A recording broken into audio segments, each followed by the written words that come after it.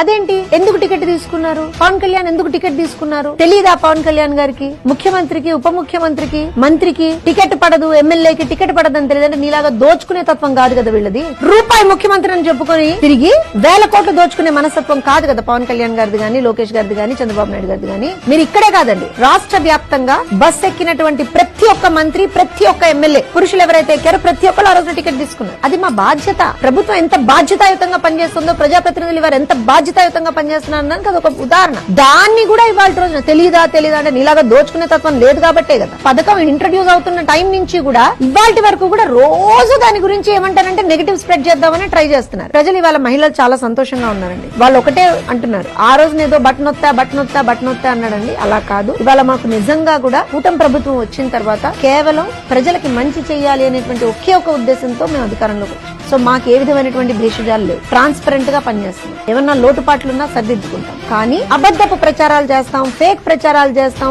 ఊరికే గుడ్డగాల్చి మీదేస్తాం అంటే మాత్రం వాతలు పెడతాం.